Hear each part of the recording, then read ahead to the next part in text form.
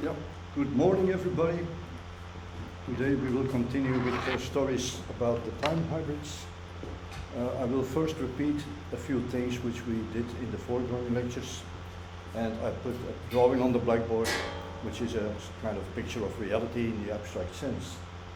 So here we have the state of the universe at moment t, and here are the potentials. They are not in ut, they are above it, let's say, at tau. And there is a map which is called the place map, which maps every subset of st into the place. We call that the place, but this is an abstract notion, nothing to do with sets of points or something. The place of this at. When different moments in time are considered, t and t prime, then there is a correspondence from t to t prime, which I denote by st t prime. And on the level of the states of the universe, there is a geometric map, t prime, g t prime. Geometric is here very loosely defined. In fact, I will try to make a generic theory for reality. That means with minimal assumptions so that at least some things work. And I will usually assume that there is a non-commutative topology on the states. Non-commutative topology is weaker than topology, and I think it's the most generic one I can find. So when you have three moments, you have this 3 times, and the maps composed, if I compose this map with that map, so I go from st to st double, then this map here, this st double, that is indeed the composition of the two other maps. So that is kind of the uniqueness of path that we have in time when things move in the dynamic reality, let's say. So, okay, everything on the blackboard does not exist. So we have to define existing. We did the definition of existing. And that is some property, maybe only important to humans, I don't know. A property on an interval of time. So if I have a time interval from t here to t prime, for example, this interval, then I can follow all the images of the at. So then I look at all the at triple prime, I don't know, in between t and t prime. So I have a series of ATs, and they are connected by the connections, the correspondences. So then, if it happens that this is an existing object, then I say that object A exists on the interval t. That's an important definition. I'm not sure, is it okay? Yeah. It's an important definition, of course, and it's very plausible. I mean, I guess everybody agrees that existing takes time. You cannot exist in a moment is 0 time. It's like a point in mathematics.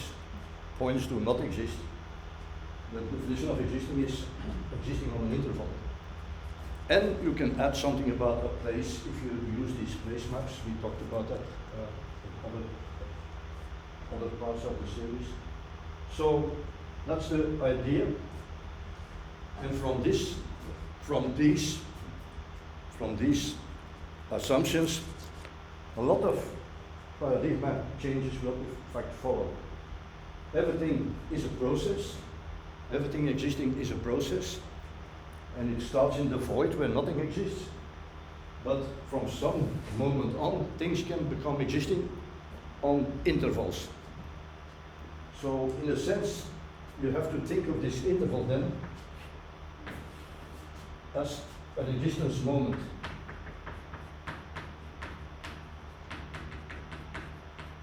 So the smallest period that something can exist. You can define the smallest one if you have some small extra assumption. and then you have a kind of Planck unit for existence. The Planck unit in common physics is for observing. We have defined also observing, and the thing to remember is that observing needs more time. And the time, as I defined it, is only an order, a total ordered set. So the time, you can view everything here over time, and which is, for example, with here as a plane, and I cannot, well, I don't know what the dimension of time is, but you can suppose any dimension. Usually they take a line, but there's no evidence for that. It can be anything. But just a totally ordered set, and a totally ordered set, in a sense, is a little bit linear, because if you take any two moments, t and t prime, then you have either t is smaller than t prime, or t is bigger than t prime. So they are sort of linearly ordered in a sense, but not really a line, of course, but it looks a little bit like that. It's a series which is in one way. Of course, when both these things happen, then t is t prime. So that cannot have t bigger than t prime and t prime bigger than t. So total ordered set, I'm not going to repeat the definition, but it's roughly clear about what I said. Take a partial order and add this condition. So that's the situation for the moment. And now I have to start analyzing a bit more. And the first thing I will do is to go to sub-objects. Yes, we have defined objects and interactions, events, energy, matter, whatever. And when I look at some potential, so a subset of ST which realizes to that material, then it's called a pre-object, a pre-interaction, pre-matter, pre-event, everything pre. That is as if I know already what it will be in the future. So that is a little bit godlike, but it's only in the language, it's not in the theory. It's only giving it a name so that you remember, oh yes, this is going to be an object in a moment, right, in a certain interval. Okay, so now I'm going to do sub-objects.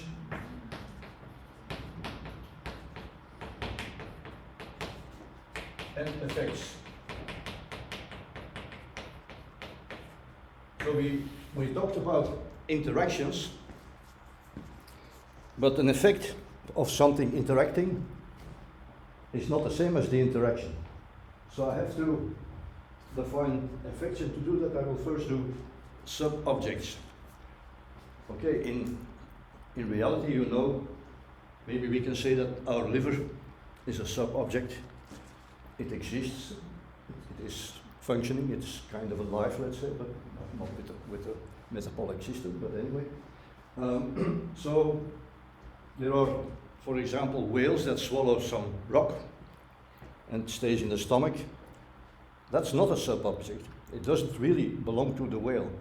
So I have to be careful when I define sub-objects that some accidental things which are inside something else are not viewed as a sub-object. So by definition, makes a difference. And the first thing is, okay, it's a process. Everything is a process. And iets minder dicht. Oh, sorry. Okay. Everything is a process. Everything that exists is a process which has an existence interval. And so if I have a process for a t, for example, t is a moment I start to look at the process, and then it goes on. A t prime for t prime in some interval, and it goes on. So I will always consider series like this connected by the correspondences st. So this is st, t prime, and so on. Also intermediate things, so it's just to write one thing, but you have to write all the things in fact. Okay, so I can now look at Vt, a subset of the AT, subset of all these potentials, and Then I can look at the sequences which are obtained by taking the images for the TT prime correspondence. So correspondence maps a subset to a subset, so it goes to here, and so on. Now, normally, there is not this inclusion here, because the correspondences, I didn't say, in fact I said exactly the opposite. I said that it does not keep inclusions to inclusions. It can destroy the inclusion, let's say. So if I take the image here the image, here the image, then this one is not necessarily in AT prime. But of course, to define a sub-object, it is normal and logical to say, okay, then we assume a sub-object. So this is in the definition of a sub-object. And I could stop here. So I will call this a sub-process.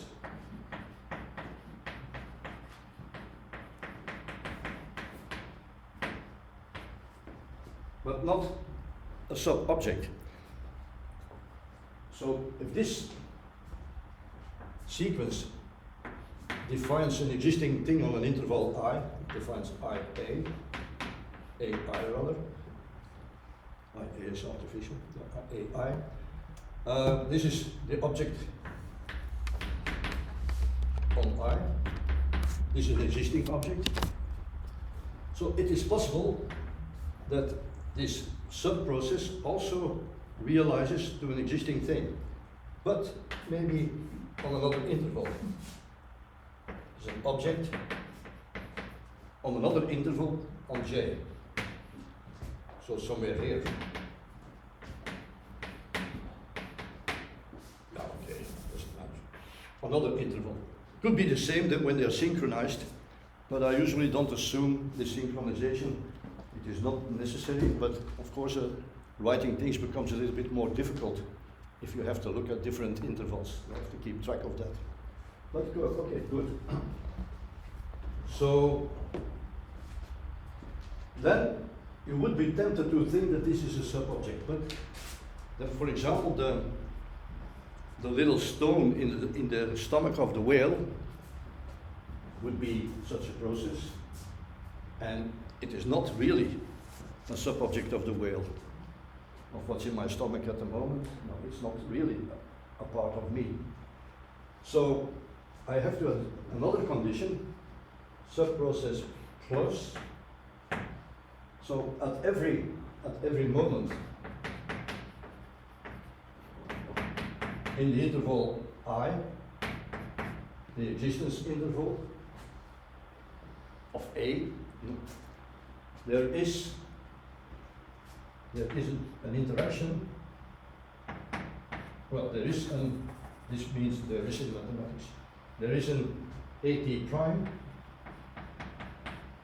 and an XT prime not in AT prime.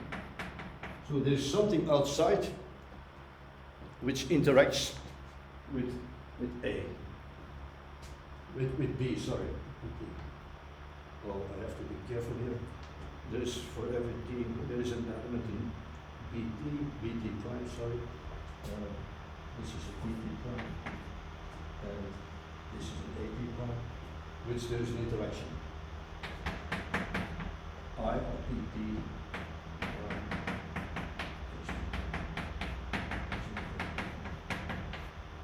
prime.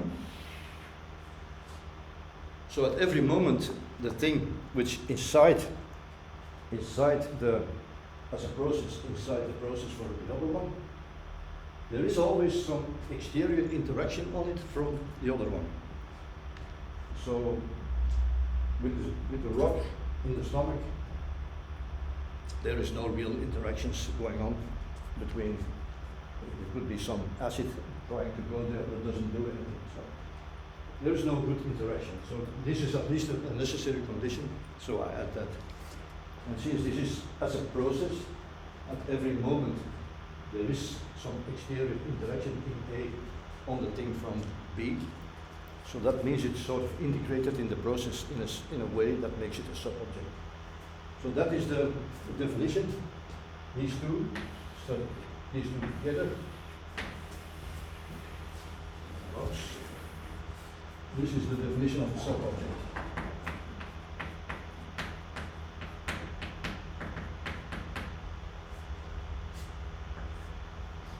Okay, so that means the thing is connected more to the A. So you can ask, are there subobjects? Yes, there are many examples. Everything we find in nature or in life, which is a subobject, is as a process also a subobject, of course. It stays inside the sub-process, and it is sort of connected to the, interiorly connected. Well, that is logical, I think. That's a subobject. Now, with interactions, there are a few problems, if you want, that they are very special in the sense first they're symmetric.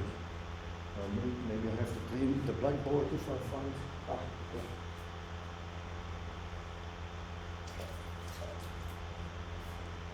So there's this.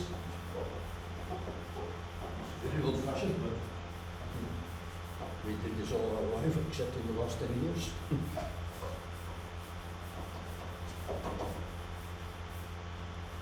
Okay.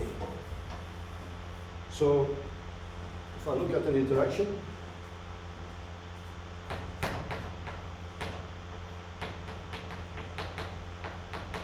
I'll do it on the level of potential, so this is a set of interactions on the elements. Then, this is symmetric.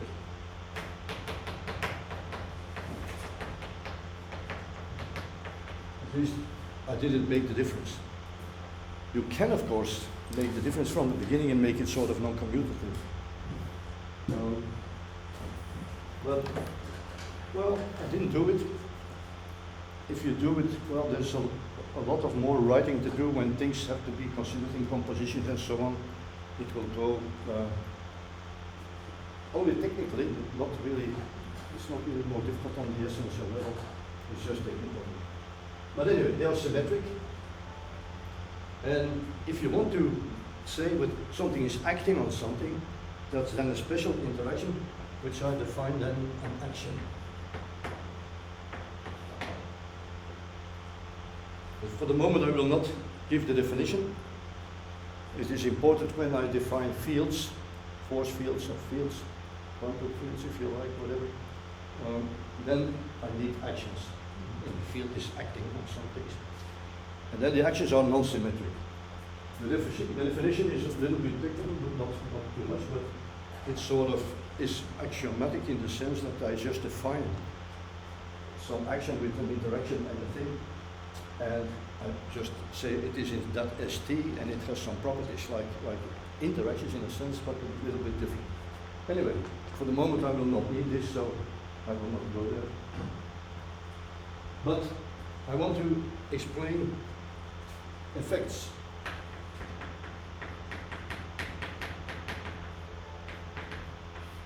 So I have a process for A, so AT, and so on. I have a process for B, BP, and so on. I can consider them at the same moment, even if they start at different moments, if you or end at different moments, doesn't matter. I look at the piece where they are both there. And so there is an effect. This, for example, leads to something. Or I can even look at the interaction between A and B. And suppose it doesn't, it's not necessary, but it can exist. It can lead to existing interaction. Let's suppose this for the moment,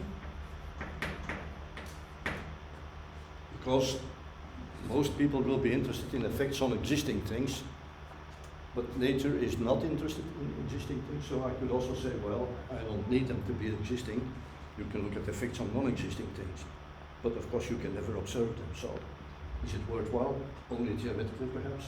But anyway, so here let's assume that the interaction will exist. You know, we define existing for interaction after the things exist, so A and B exists in some manifestation. I'm not now careful to write all the intervals and so on. Some manifestation or some intervals, they both exist. But this B, I have this interaction between A and B, and I can now look at a subthing, C in A, sub-object, I define sub-objects. This may also be existing. C will exist in some manifestation, let's say. So all the things we look at now are going to be existing at some intervals. And then this existing, the C, let's say, a manifestation on an interval J. Interval. Yeah.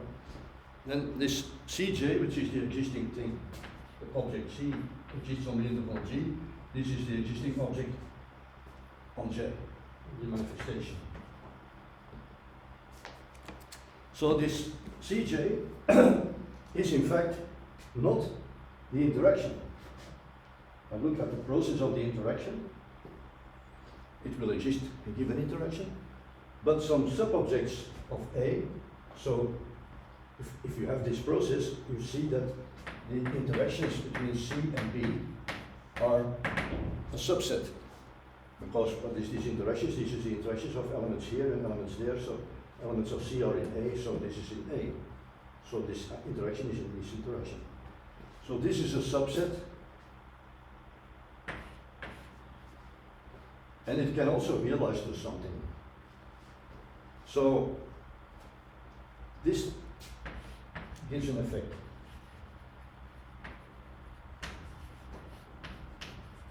An effect of the interaction of A, you can say of A. Or of the interaction of A and B, it doesn't matter. So you have a process for A, you look at C, this is inside that. So you look at the restriction of the process of A to C, you get the process of C. It's a sub-object, so it satisfies the condition I just erased, that on every time in the interval they are included, one included in the other.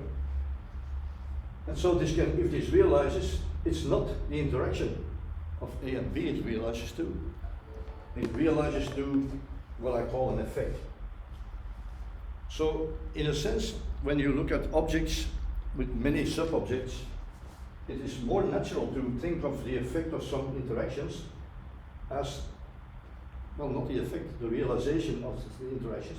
You should perhaps replace this by the set of all the realizations of the sub-objects, because the sub-objects belong to the A, the C sub-object belongs to the A, and their interactions, they are inside, so it's a sub-process but not a sub-object. I don't have this extra condition for the sub-object which I erased. So this sub-process can realize,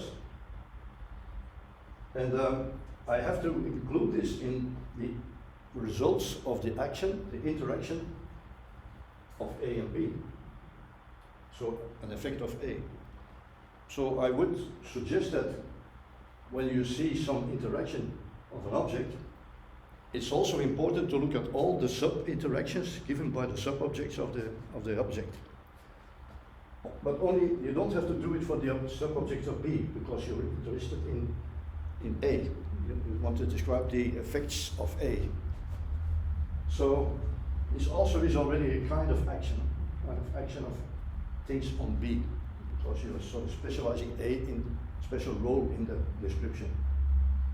Okay, so we have effects.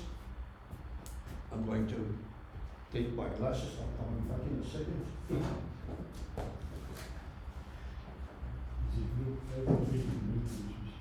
Ah, is al dat? Ja, oké. Okay. So, yes, well, I'm just coming back to say that this is the end of this section already, and in the next section we will then continue. Okay, so in a moment. Thank you. Ja, dat komt eigenlijk goed uit, want het moet nu naar organic causality.